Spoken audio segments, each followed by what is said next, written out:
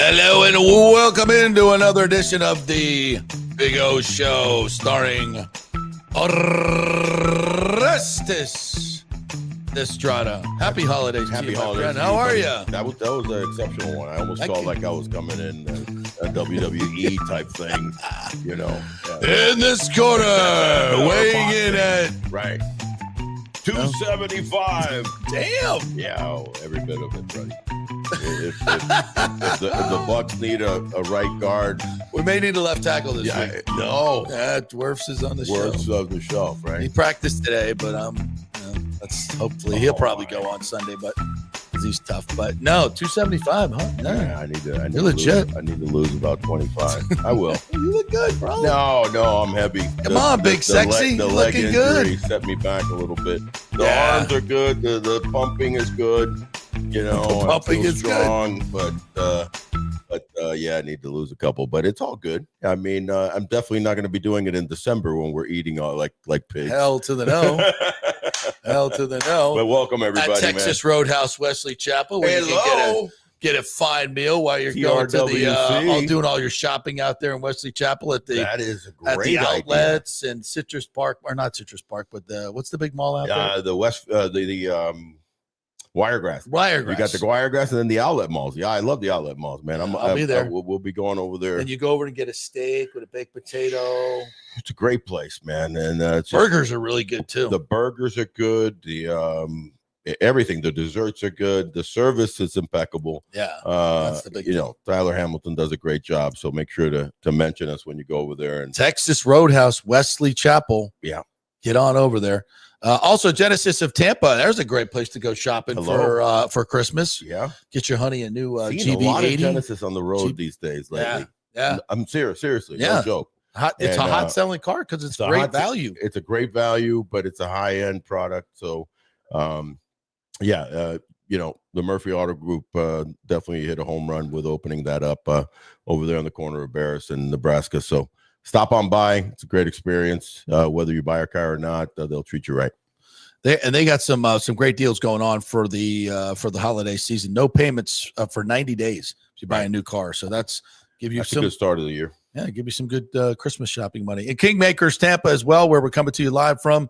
The Kingmakers Tampa Club here is a private club in Midtown. We have shared office space and other office space. Got a beautiful conference room and this production facility. It's all part of your membership and a golf simulator. Really cool place. KingmakersTampa.com. Find out more information and come get a tour of Kingmakers. All right, my friend, we got big news. Obviously, just happened a couple days ago. The Cedric Mullins signing.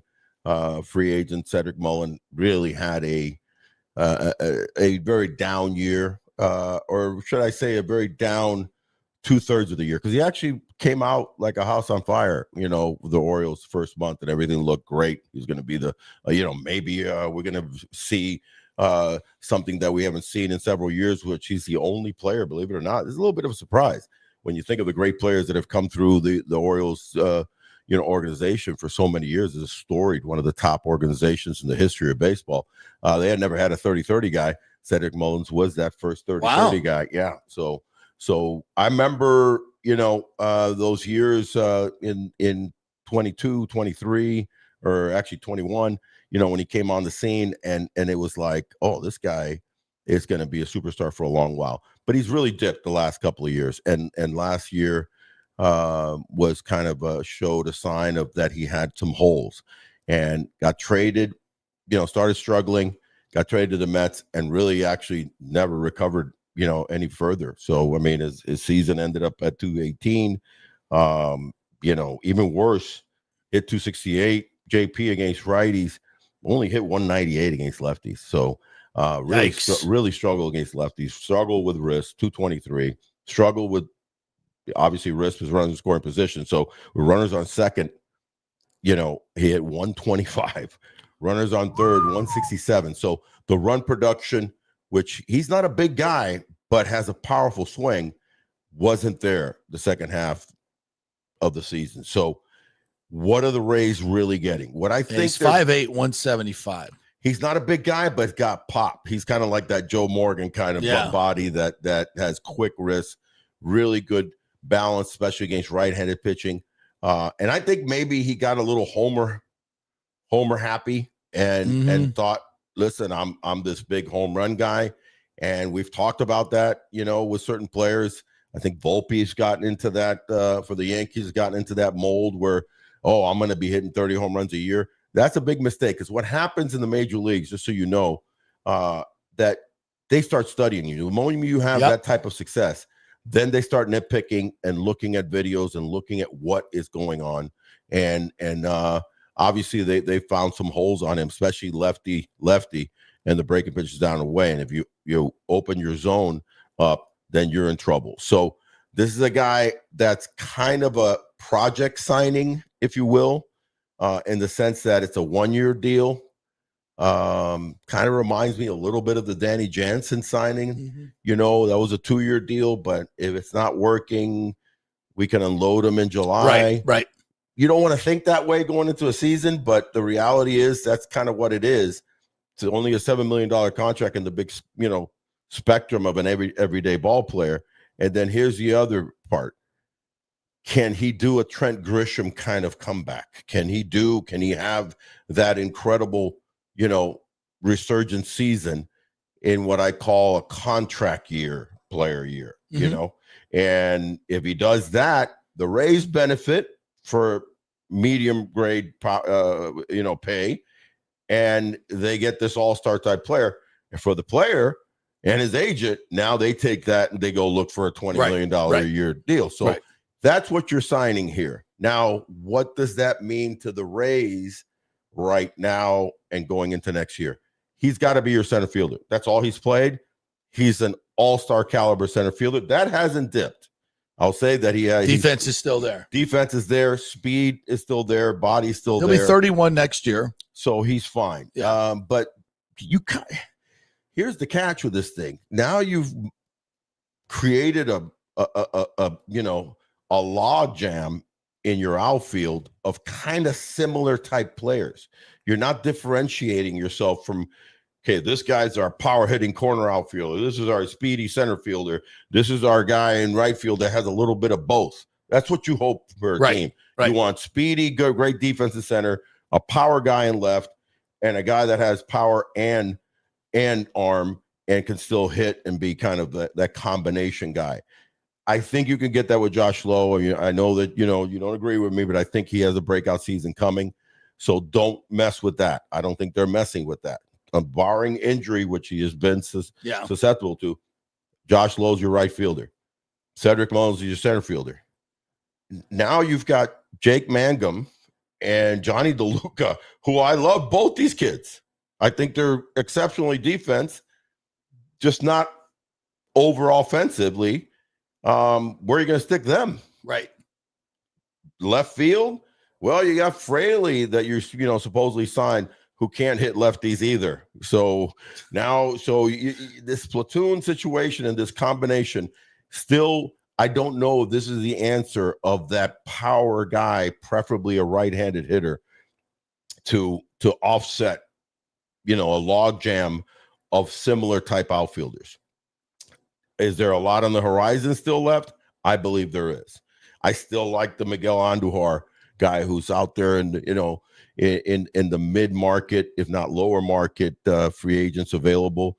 Here's another guy that's looking to have that, prove himself player a year wherever he lands, whether he gets the 400 or 500 at bats. Who's going to give him that? But and the Joe Adell trade, that one's a tough one because, the more that I study it, the Angels firstly have to unload the $38 million that they owe to Rendon. Right. So they're trying to do a deal right now as we speak of deferring that payment. Right. Rendon would retire, and that would free so much space for them. They've already lost positively. They're not going to have to pay $11 to $12 million to Ward. Yeah. Because he's going to get paid, so they traded him to Baltimore. Adele's going to get paid, but not at a huge amount, probably $7 or $8 million, as an arbitration and having had a great year. the Rendon thing has to happen first before they would even consider taking on the 11 and a half of Brandon Lau. And we're saying that because we think Chandler Simpson, he looks like an odd man out in the outfield right now. How could he not? He's certainly, from a defensive standpoint, he'd be the weakest player out there. Correct. So what are you doing? You cannot give up this phenomenal talent that hit 300 last year from both sides of the lefty or righty pitching. It didn't matter. The kid. When I first thought of Chandler Simpson, I thought that he was going to be a slap hitter. Yeah. He's not a slap hitter. This kid actually is a good hitter. So, and he slaps it when he needs to. Yeah. And if it bounces 3 times, dare I say 4, he's safe. Yep. Right? Yep. Sometimes we've seen it bounce twice and he's safe. Yep. He's that fast from the left side. Man, you got to give this guy 500 at bats. Absolutely. If he gets 500 at bats, I think he gets 175 hits. He scores 100 runs, steals 70 or 80 bases, disrupts the defense, and then the power guys come in. Right. I think you just have to be able to create that. Where are you creating this now? Yeah. It's less of an opportunity now with the addition of Cedric Mullins. So is second base an option? There's stuff being bandied about that if they do trade Brandon Lau, that maybe they would move the young kid Carson Williams to second base. I don't do that either, honestly. If you're going to give Carson Williams a chance to have 130, 40, 50 games in the big leagues and just let him develop at the big league level, have it be at shortstop. That's where he's going to end up being a star at, if he's going to be a star. Don't change him up and put him on the other side of the field just because you have Taylor Walls, who's an incredible defensive player. But Taylor Walls, for me, is like having a setup closer kind of guy. He needs to be in there in the 7th, 8th, and 9th inning in a tight game, or a game that you're up a couple runs, and maybe you take somebody out. Let's say Chandler Simpson is playing second base, then you take him out late in the game and you go for defense, almost like a setup, reliever or a closer. Mm-hmm. Right. I don't want him getting 300-400 at bats. It's just year in and year out has shown that he is not productive. So it's an interesting scenario that the Rays are in right now with this decision with Mullins, and where then does the rest of your outfield? What are your other outfielders? You got DeLuca, you picked up the kid Velade, who could play a little bit of second base, play third base. I like that, the diversity for Ryan.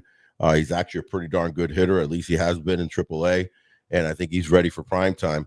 So we got Palacios, again, another left-handed hitting guy who is your super utility guy also. It's a little tricky right now.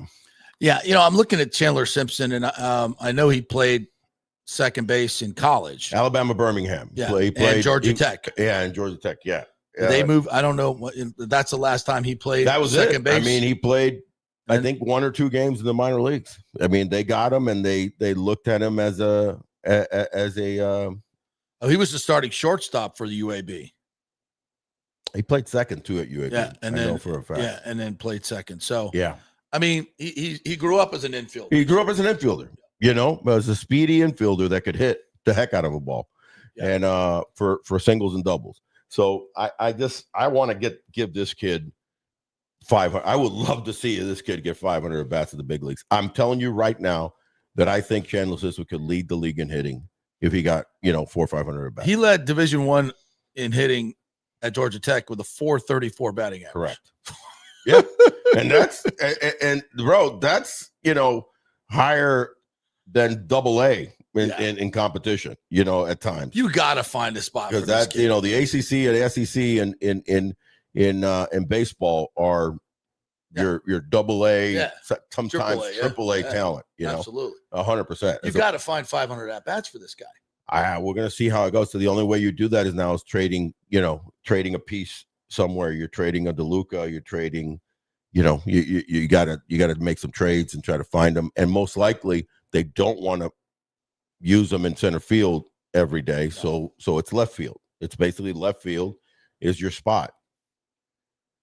I don't know. I mean, obviously we're going to talk a little bit about winter meetings and where the Rays sit. I think they're going to be very active in reference to trade at least trade talks, if not trade happenings.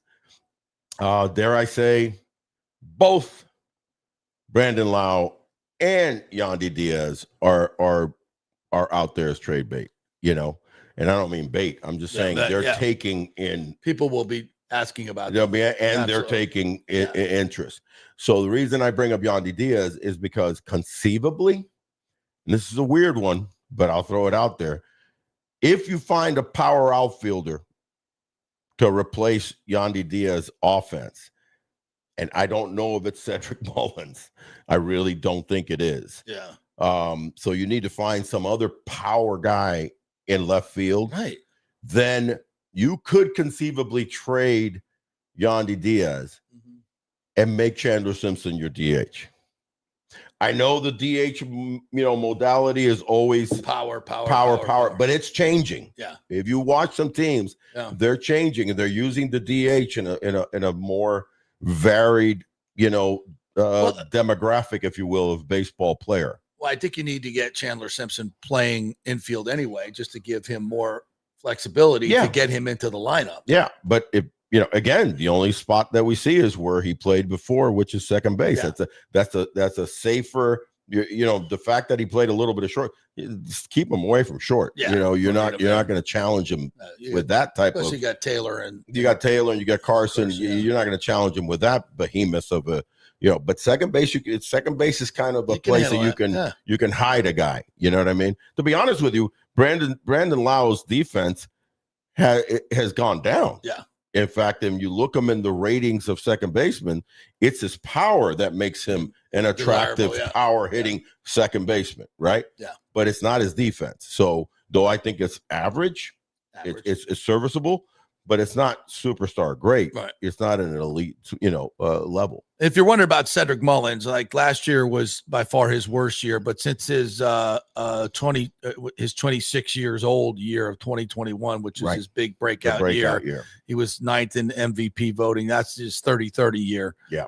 Where he had 30 home runs and 30 stolen bases. Right. And he had, I believe, been 290s. What's that? He had in the 290s. Yeah, 291 that year. Yeah. Everything after that has been down, has gone down. His average has gone from 291 to 258, 233, 234, 216. The home runs have gone down. Home runs have gone from 30 to 16, 15, 18, 17, and 17 last year. Right. So the 30 home run year was an anomaly. It's an anomaly, but it's also okay. So what happens, just so people understand, when you have a kid that's got that much power, it's similar with pitching. That's one of the reasons that a young arm late in the season, Yasavage, right? David Price in 08 when they called him up, nobody had really seen him, right? So not to say that David Price was a superstar and he kept on showing it forever. Right. But you see some of these guys that pitchers, because of not being seen, they haven't been able to figure them out, and then they figure them out, and then they kind of plateau, right, and settle into the type of player plus or minus 10 points. I'm always using that with hitters, that you get to a certain point and then you're plus or minus 10 points every year in, year out, and that's what you really are. You're a 250 hitter, and 1 year you hit 260, 1 year you hit 240. But with this guy, he has so much real raw power. They didn't know it. He's diminutive size. They were pitching to him, and he was cranking them. Right. So then what happens is they adjust to him. He didn't make the adjustments to go, you know what? I need to stay with my speed. I need to stay in the 280s and 290s. I need to hit the ball the opposite field. And he was trying to crank every time up there. Right. And there goes your average. There goes your home runs. There goes, them being able to take advantage of you. So is he going to be a smart hitter? I don't expect. In fact, if I'm a Rays hitting coach or a Rays manager, Cash, I don't want you to try to hit 30 home runs. Right. I want you to try to hit 15 or 20 or not even try. I need you to hit 300. Yeah. Get on base, have a 360 on base percentage or higher, steal 40 bags, score 100 runs. That's quality, and then play an exceptional center field. So if he's going to come out here and trying to do the Trent Grisham, see, here's where Trent Grisham is the other anomaly. Trent Grisham took advantage of a short porch in Yankee Stadium. Mm-hmm. He's not a speedster. Very, very good defensively, not a speedster. And he took advantage of kind of being hidden in that lineup a little bit when they're worrying about Judge and Bellinger and, the other guys. And he took advantage of it and he hit 34 home runs. But his average wasn't that high. His stolen bases are non-existent. Hence, he's not really scoring that many runs. This guy needs to become a different type of hitter and becomes that slashy. I'm going to give you a guy that had an incredible career, probably won't make the Hall of Fame, but should be considered more so. Kenny Lofton. Yeah. Oh, yeah. That's the guy he needs to emulate. Well, he's just everything. You look at his numbers, everything is just trended down consistently. Because he's trying to jack every time up. Yeah, you're 5'8", 175. It's like you did it 1 year because you do have power. Yeah. But the major leagues, if I know one thing, it's about adjustments. Yeah. So then if you're, my deal was power. But you know what I did also, especially in that 93 season, I realized, I just came back off Japan. I haven't been in the major leagues in 4 years. I'm not trying to hit everything out. What do I want to do? Concentrate when there's a runner on second, runner on third, runner in scoring position.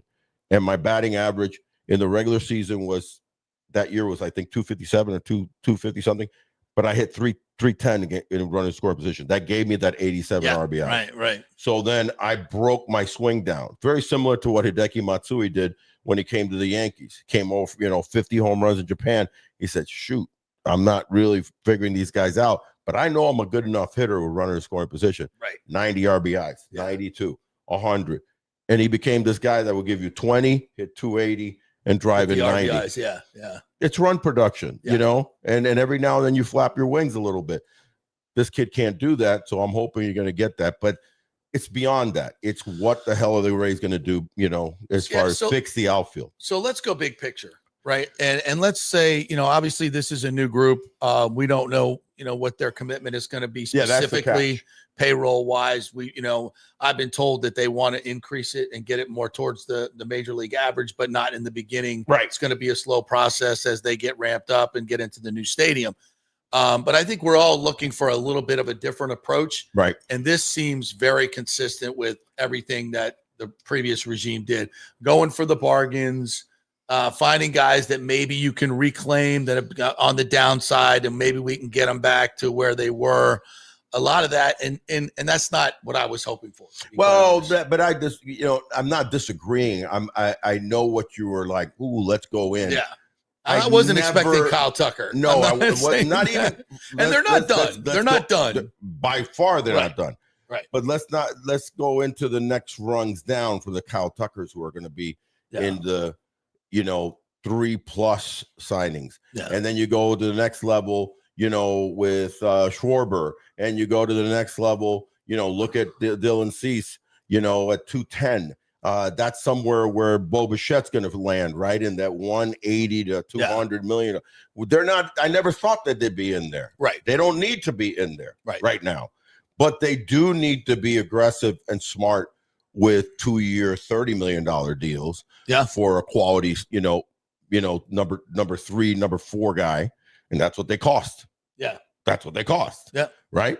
And so if you're going to go and go after Zach Eflin again or Hauser, they're going to cost you $12, $13, $14 million, for, a year. Yeah. So if you're going to go after JT Realmuto, he's going to cost you 12 to 13 a year for 2 years. Those commitments I can see. And those are the staggering commitments. This is a $7 million deal with a guy that could, surprise us because he's on that contract year thing. That's great.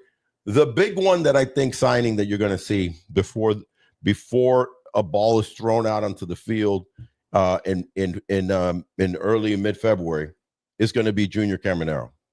That's the commitment that if this ownership group is for real, which I think they are, will be showing the fandom, we just tied this kid up for $200 million. Yeah. $180 million. You know what I mean? We just tied him up for 10 years. Should be done. He's 22 years old. Tying him up for 10 years is like perfect right now, because you're save you money in the long run. It's going to save you money, and oh, by the way, he's still should be a superstar at 32. Yeah. Right. So you're going to get all the great years, and then you're going to do away with a reasonable price. At a reasonable price. So that's the commitment that I'm looking. If you're looking for that big, $100+ million signing, it's not going to be in the free agent market.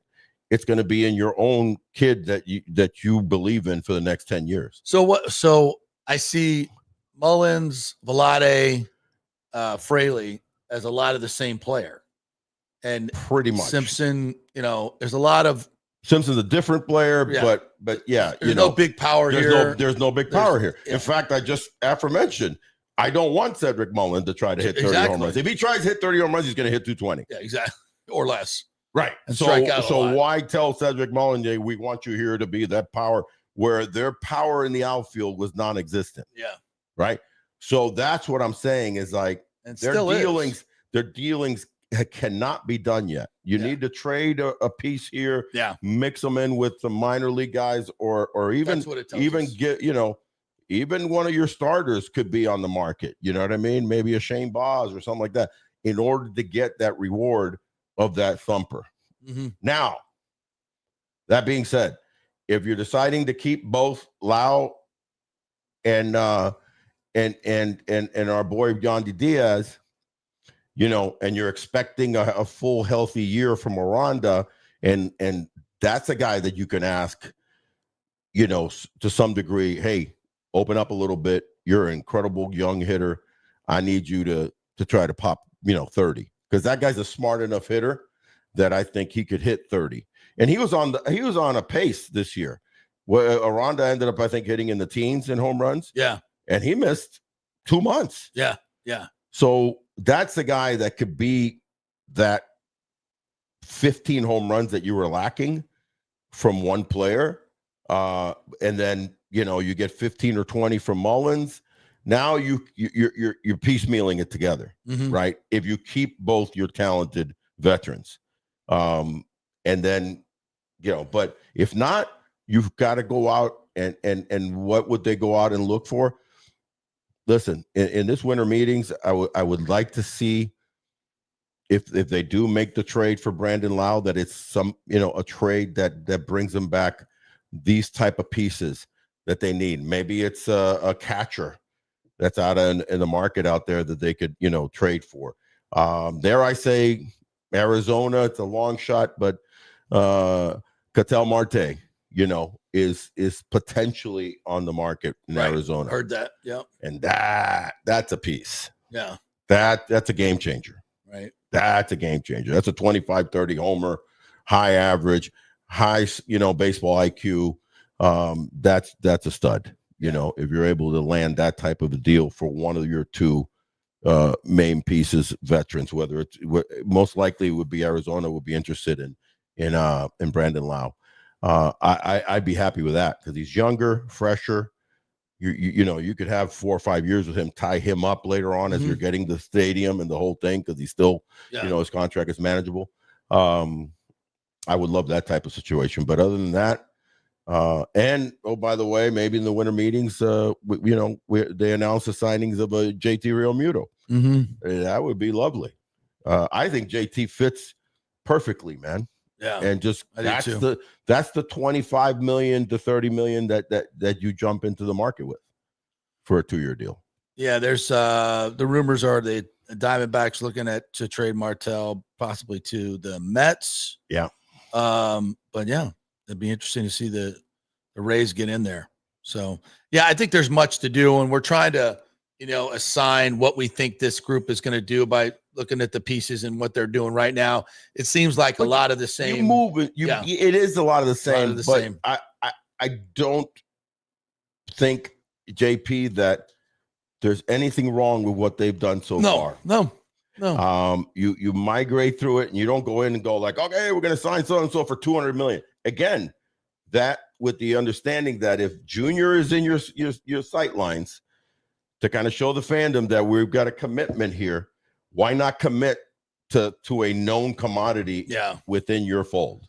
It just the way we laid it out with, whether it be Marte in the middle of that lineup or Joe Adele, it just really thickens up the lineup. You need to thicken it up. Yeah. You need to protect him. You got to protect Caminero. Yeah. 100%. Because they're going to be pitching. And we don't have a guy like Aronda is not that guy. I don't think he's that guy, man. He's not. Aronda is a quality hitter, but you'd be asking a lot for him to kind of be a super thumper and be that scary bat that when I'm a pitcher and Junior's up at bat and I look at this and I see Aranda, I'm going to pitch around this guy. Yeah.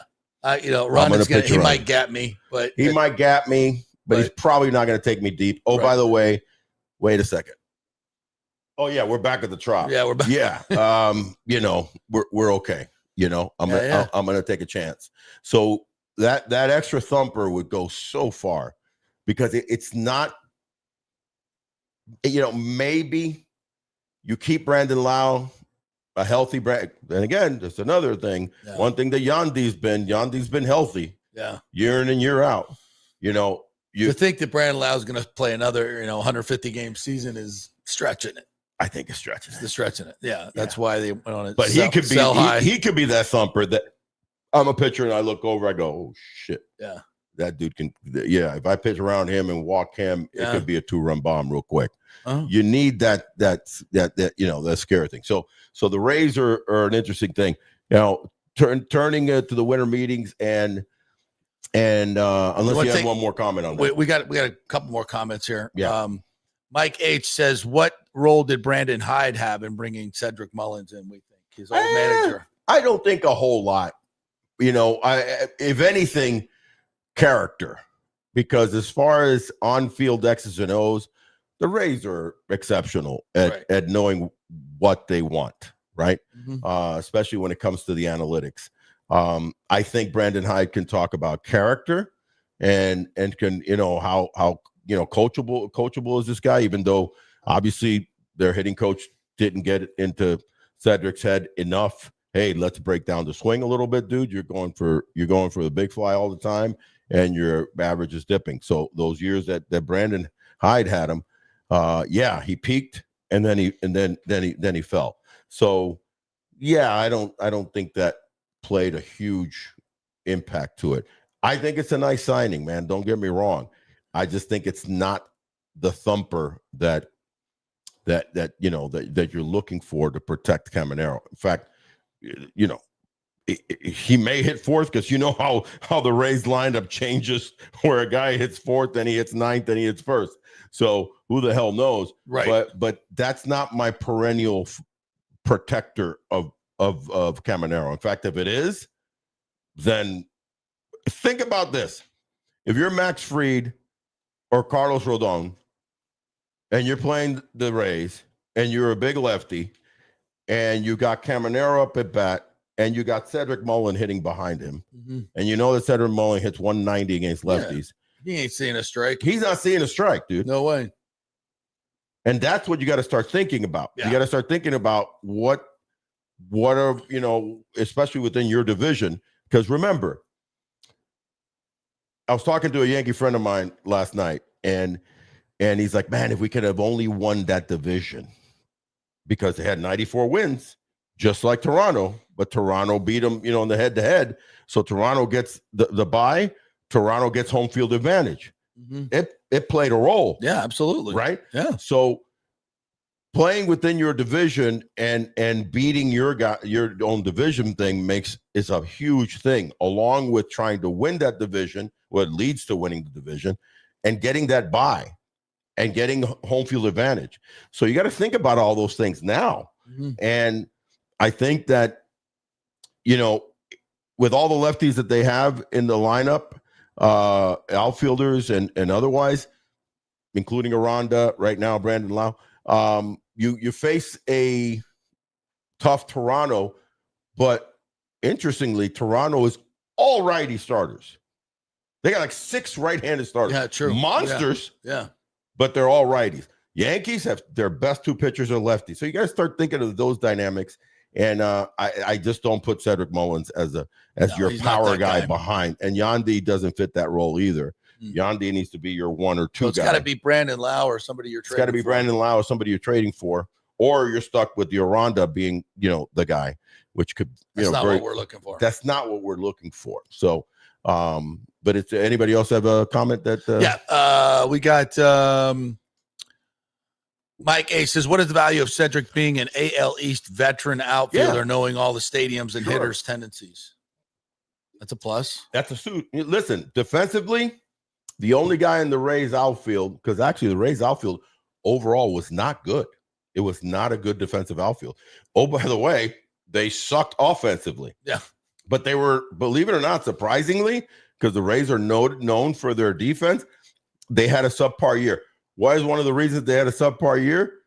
Honestly, it was probably Chandler Simpson's routes. And so, he just, cost balls that could have been gone, weak arm, all the dynamics and the metrics that are in the game right now showed that the Rays, the overall. And Morel playing left field. Morel's not exactly the best. Yeah. So you have a situation where your outfield kind of not only sucked dramatically offensively, but was lower third in defense. So the only guy that had a better defensive year metric-wise was Jake Mangum.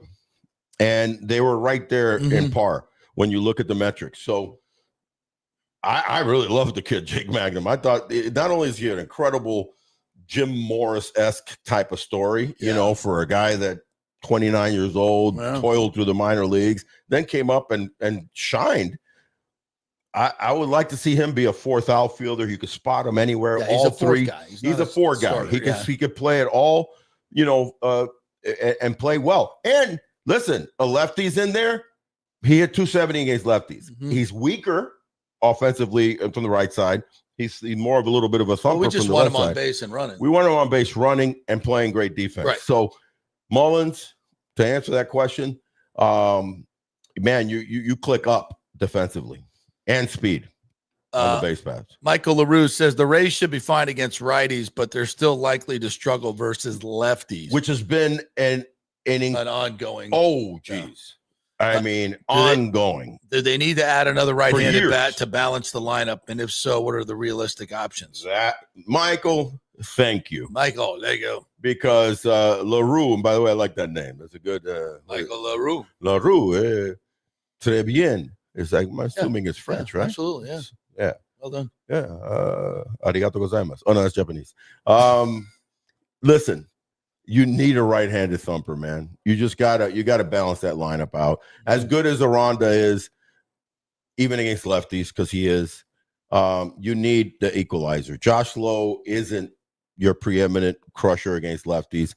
I want to give him 500 at bats, and I think he's going to have a good season, but he's going to struggle with lefties. I'm hoping he'll hit 300 against righties and hit 240 against lefties and fall into 275 and use his speed, use his power, and become an all-around player.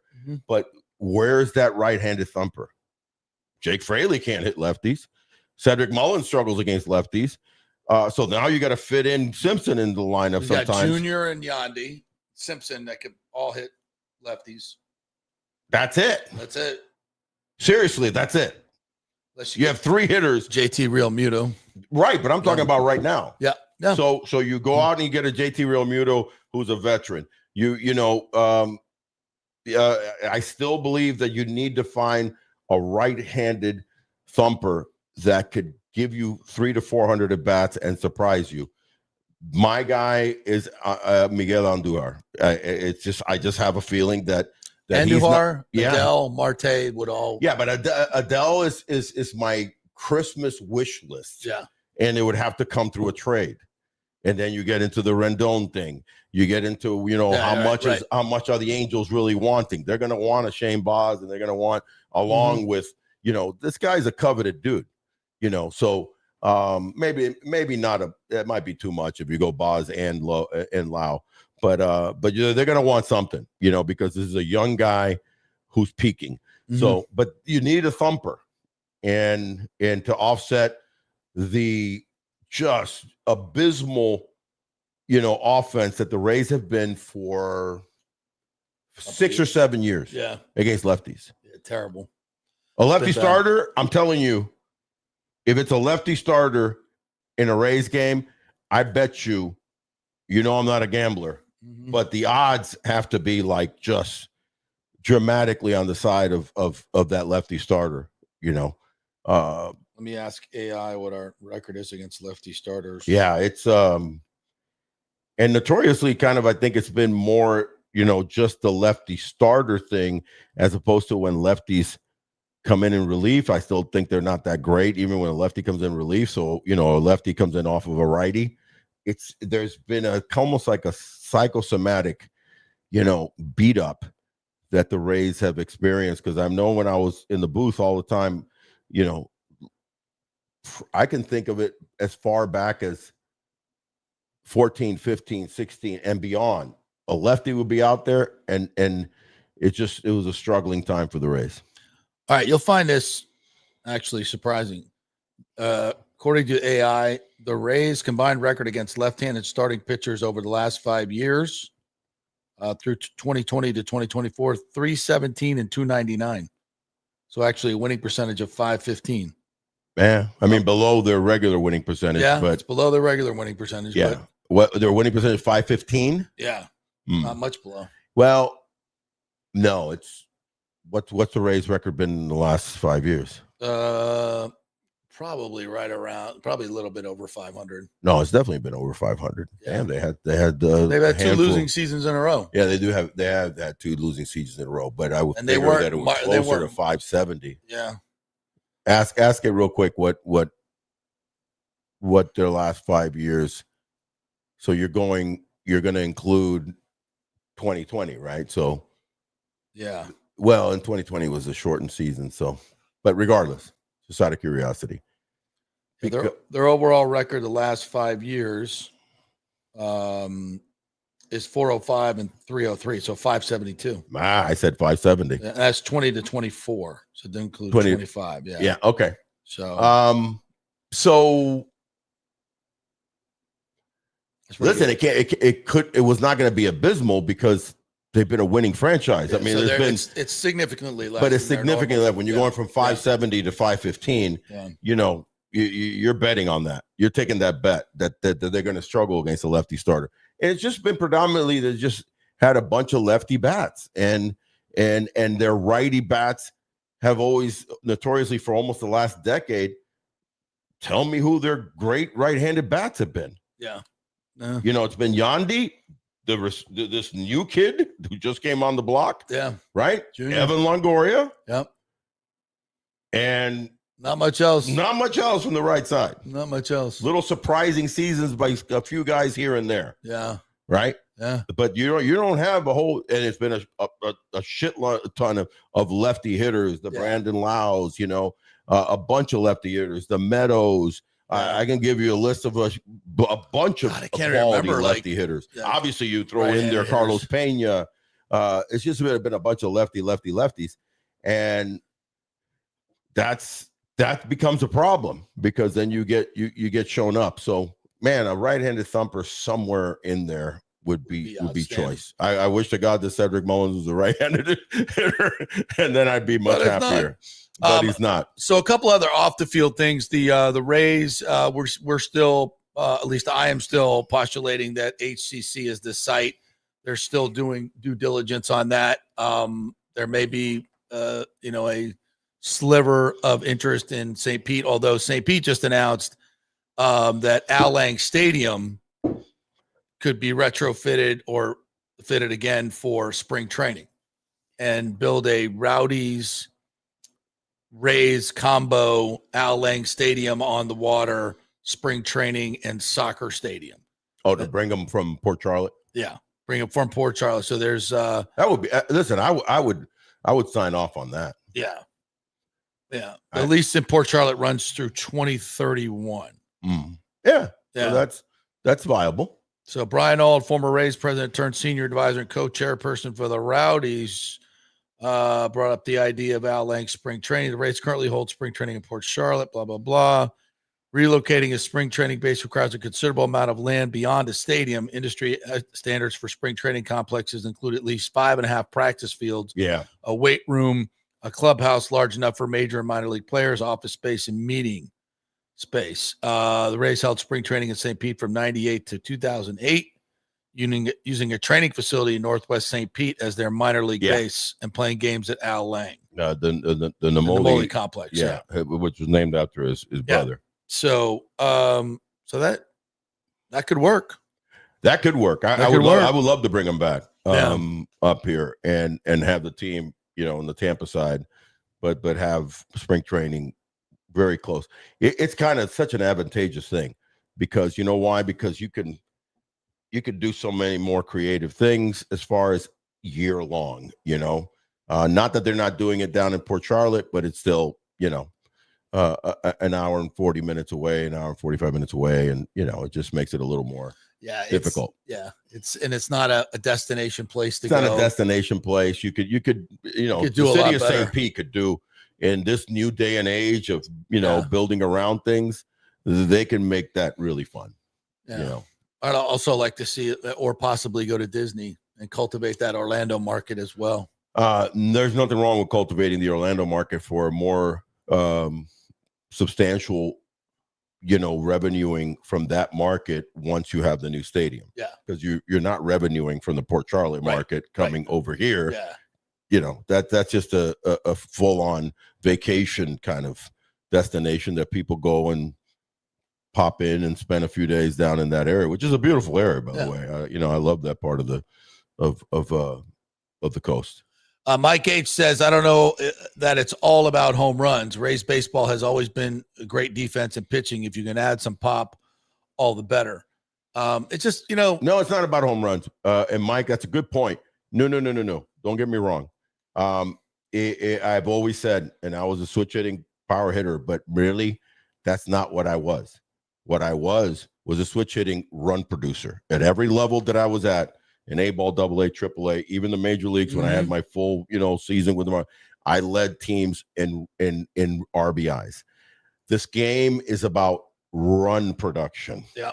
However you can get it, whether if you have a thumping, New York Yankees with a attractive, field, like the Rays had last year, by the way, did not take advantage of it as much as they should have because of the same dimensions of Yankee Stadium. How many home runs did the Yankees hit? Yeah. They led the world. So it's about run production. Like the Brewers. Exactly. Brewers, So I don't care. That's why I'm saying Cedric Mullins, don't hit 30 home runs, buddy. Hit 15, but get on base and have your on base percentage at 380, at 370.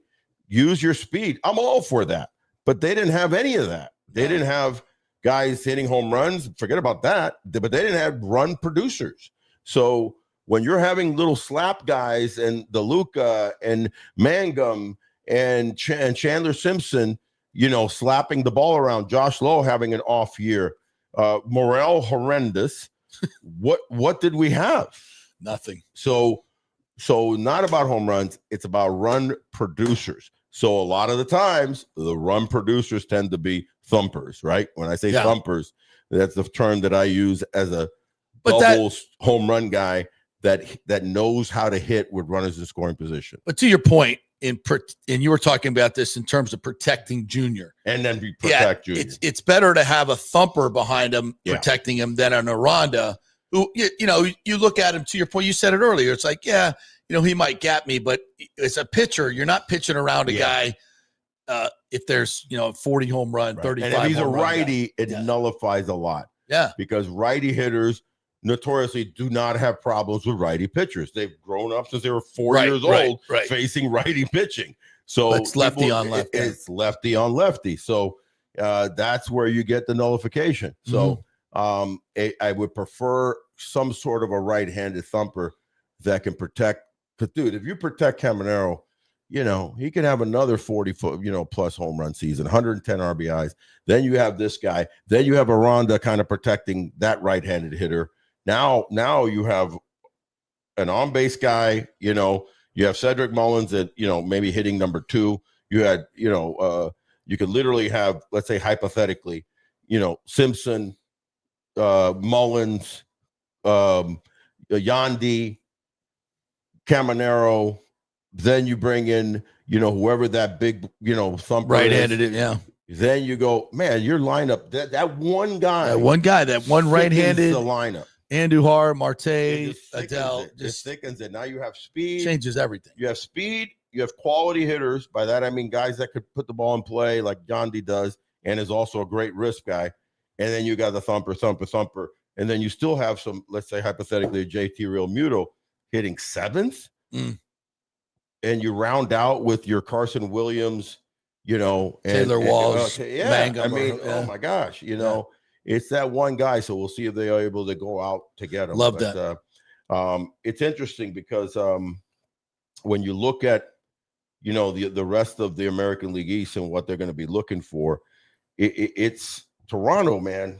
The interesting thing that I looked up the other day that I just didn't realize how much money the Toronto Blue Jays have. Yeah, a lot.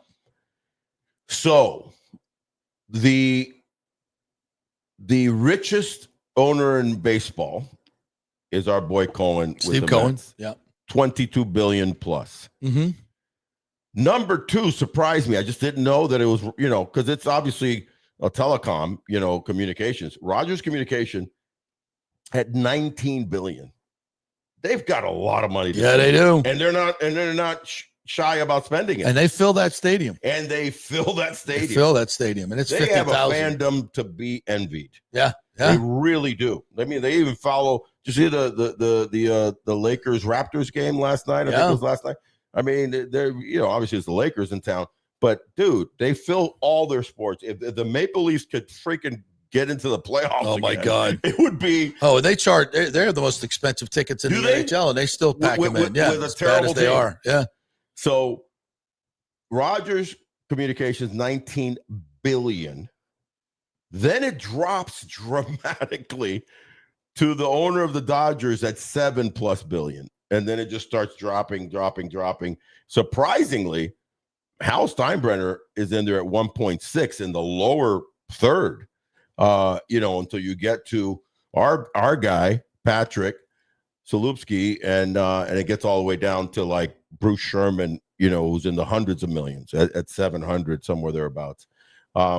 So I say that because Toronto is going to be aggressive. They just signed the top international pitcher who's MVP in the KBO League. If you don't know the KBO League, they signed Ponce. And they got Dylan Cease. They got Dylan Cease $25 million a year for I think 21. I think it was. I'm looking at 25 right here. It was on sports 10-year. Yeah, base salary 22. Yeah, payroll salary is 25. Right. So 10-year. Vladdy at 40. Yeah. Dylan Cease at 25. Springer at 24. They're not losing Bo Bichette. Gausman 23. Jose Barrios 19. Yeah, that doesn't even include Bo Bichette. They're not losing Bo Bichette. He's not on here. Yeah. No, here's the deal. They're at 250 right now. They're not losing Bo Bichette, and they are probably going to sign Kyle Tucker. And you're going to put him at 350. You're going to say there's no way that they could do that. That's going to put him at 350. They're going to be around 320. Because Bo is going to cost them 20-something a year. At least. Right? 25, maybe 30. Because Bo's going to sign for 190 for 8 years.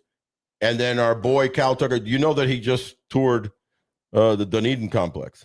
Oh, he did? Yeah, yesterday. Because he's right here anyway, right? Right. So they had him come over, and they were whining and dining him over in Dunedin at their spring training home. And the only way that he's going there, it's got to blow the water, out the water, because you got the Canadian taxes, the tax ramifications. So needless to say, the Toronto are all in. They know they're close to having a dynasty type of a team, and they came so close to winning a championship. They're not messing around. They're all in. So you get the Dodgers right now, and this is pre-signings. The Mets were the highest paid. I mean, they were last year, yeah. But coming up in 26, you got the Dodgers at 307, the Mets at 247. Oh, this is the estimated. Yeah. This is not including Toronto's at 245 without the sign, without Bichette. Yeah. Right. So or Kyle Tucker. Kyle Tucker. So in other words, if you want to get to where are the Yankees at estimated right now? The Yankees are estimated fourth at 237. Gotcha. And that's just, if you go back to 2025, we'll do that one. And Jesus Christ, the Dodgers are at 416. No, 416. The Dodgers payroll was $400 million last year. 416. The Rays is at 80. Like, it's not even the same sport at that point. That's not even fair, dude. That's ridiculous. And the Mets are at 341. 341. The Yankees are at 318. I thought the Mets were number one last The Phillies at 307. Toronto at 280. Holy San Diego market size 26. Yeah, San Diego goofed up. 273 million. San Diego goofed up, and they went all in a few years ago, and it's costing them now. And they're still making money. The team's up for sale. Yeah, but I think they're still making money. They pack Petco. They do pack it. Yeah, they do. 245 for Boston. Houston at 244. Texas at 240. Atlanta at 240. It's 240. It's literally three times. Almost three times more. And that's just and that's at the top. It doesn't seem fair, especially at the top. It's especially when you get to postseason. See, that's where it really separates you. Because baseball, you got a problem because you can navigate with a $90 million payroll and get through the regular season and be creative and do all the Rays things. It's when you really get to the postseason that you need that extra. You need that that extra arm, that extra bat, that extra bench, and the Dodgers always have it, and Toronto is building it. The Mets have failed just because they fail, because they definitely spend the money. But the middle of the pack. So the 16th highest payroll is Baltimore at 175, 176. Where's Cleveland at right now? Cleveland is at like 126 million. They're 25th. Yeah, I figured they'd be around 120, that's where I would like the Rays to be about, this and that's year. 36, 30, 34, almost 40 million more than where they're at. Right. So that's adding, two really good players. Yeah, two or three really good players. Because, there's a subtraction and addition because, obviously you just took away 10 million, now you just signed home team for 7. And Mullins, you signed Fraley for 3. You've got arbitration numbers that are gonna, they're gonna bump you up because they got the most arbitration eligible players. So there's gonna be a lot of signings left and right in the coming weeks and in the next 2 months. But regardless, you need that. Right, it's about $30 or $40 million in free agency that I feel they should spend their money. Right now, and where are you putting it? Right now, Catcher, the Rays are at 63 million. No, because you just showed it the other day where they were like at 90 or something, including their current tax payroll is 63 million. Their projected is 100 million. That's the one I'm talking about. Projected. The projected one, because remember, they have 16 or so arbitration. Guys. Yeah. So each of those guys are in the millions. Yeah. Once you hit arbitration, you're at. So you got, I bet you the average of that arbitration of 16 guys is 2.5. So do the math of 16 times 2.5. There's your $40 million, $30 million extra on the 60 something. Yeah. Right. So yeah, they're going to be in 100 whether they like it or not. But now they need to be at 120, 125. What's that extra 25 look like? Take away the 11.5 from Brandon Lau, possibly in a trade, but add in a $15 million catcher in JT Realmuto. Take away some other little pitcher here and there, and add in, so an outfielder. It's doable to be around 120. And now you're telling me, oh, and by the way, re-sign or not sign, but give the big deal to Junior Caminero. With a nice little upfront bonus. Here's 10 million, and you're making 5 next year when he's only supposed to make.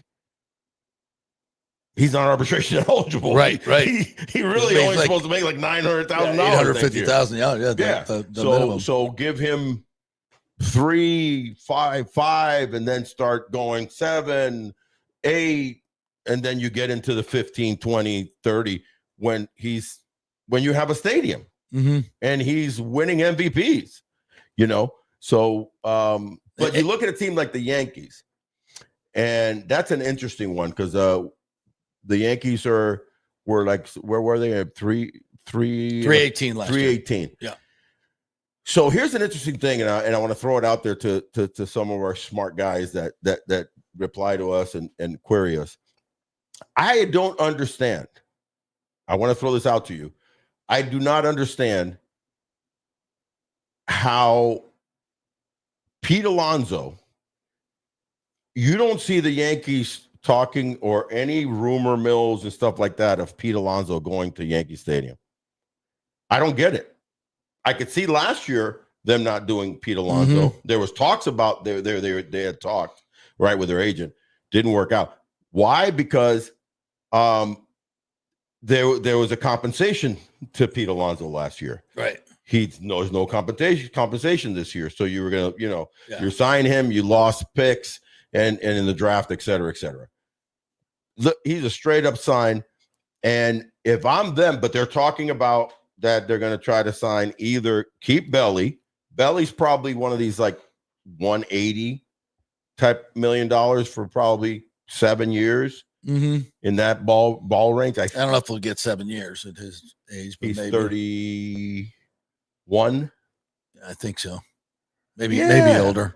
No, he's 31. Dude, that guy's a hell of a ball player. Yeah, he is. Yeah, he is. He's a hell of a ball player. He's one of the most complete ball players in the game right now. Oh, by the way, he bettered his left-handed hitting this year. Yeah. Like dramatically.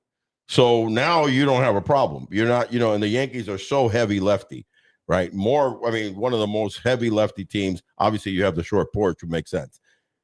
But they're talking, okay, if we don't get Belly, we're going to go heavy after the $350-400 million bid on Kyle Tucker. What makes sense to me is you keep Belly, man. Belly is so important. He could play all three outfields exceptionally, like Gold Glove level. And oh, by the way, if your first baseman gets hurt, he's a hell of a first baseman, right? And the Yankees always giving injuries to Stanton, Judge the big body, but then go after the polar bear. And if you think about it, instead of paying $400 million to Kyle Tucker to replace Belly, I'd rather give Bellinger 170, keep him happy, and then you make that $280-300 million commitment, because that's unfortunately what the polar bear is going to cost you. And you've got two players now for one. Yeah, you raise you're in the 330. And the rich, you're the New York freaking Yankees. They got to compete with the Dodgers now. It's an arms race, and they're not. Yeah. I'm talking about arms race of money. Yeah. They're barely competing with Toronto. I know. Toronto's going to outbid them. Then they get Tucker and they re-sign Bichette. Hal's got to come off the coin. Come on, Hal. Man. And then here's the catch. You got to get to $400 million, Hal. You need the right-handed bat it's looking like he's going to end up, dare I say, with a red hat on his head. Red Sox? Oh, snap. Yes. Wow. It's looking like he might end up playing first base for the Boston Red Sox, and that would be a shame for the Yankees to have to put up with that crap. Well, and just so you look at this division, the Yankees at $318 million, Toronto at $280. This is last year numbers. Boston at $245. 3 of the top 7 payrolls are in your League East. And then there's Baltimore at 16 at 175, 176. Holy shit. Wow, they're spending almost 80 million more than you are. And they just brought on the kid Ward that's going to cost them 11-12. Yeah, so they'll be up around 1 year. And they're talking about spending a little bit more money. Yeah. This is not competitive. So then you got the Rays. Yeah. Yeah, and it's not all about money, and that's not what we're saying. Money, because you can still win, and they've shown that they can win. It's ridiculous. And I just think that invariably you're not going to win championships being down there. No. All right, my friend. Big thanks to Texas Roadhouse Wesley Chapel. If you're out shopping up in the Wiregrass area, they got the outlets and everything up there. Stop on in and have a great meal at Texas Roadhouse Wesley Chapel. It is fantastic. Comfortable food at a comfortable price. No, comfort food at a comfortable price. There you go. I like we that, love that. KingmakersTampa.com. Check out what this private club is all about. And Murphy Auto Group, specifically Genesis of Tampa. No payments for 90 days if you buy a new car there right now. Go check out their website, genesisoftampa.com, and see all the deals they got going on. And hopefully on Tuesday, we will be coming to you both the J.P. Peterson Show and the award-winning football and hockey, college football news from Orlando, along with the Big O Show. Hopefully, we'll be over there at the beautiful Marriott Hotel and Resort in Orlando. So a lot of stuff going to be up. In fact, we do the show by Tuesday then. It kicks off Sunday night. It'll get a little juicy. By Tuesday, it'll be getting real juicy. Oh, yeah. There'll be some things that'll be flying by Tuesday. And if we have to break in, we'll break in. Yeah, exactly. And bring you some guys. All right, my friend. Thank you guys for watching. It is without question the best Rays MLB podcast in these parts. We love the Rays, baby. Great job, Big O. And you know what to tell them as we always sign off here. Tranquilo y tropical. That is true.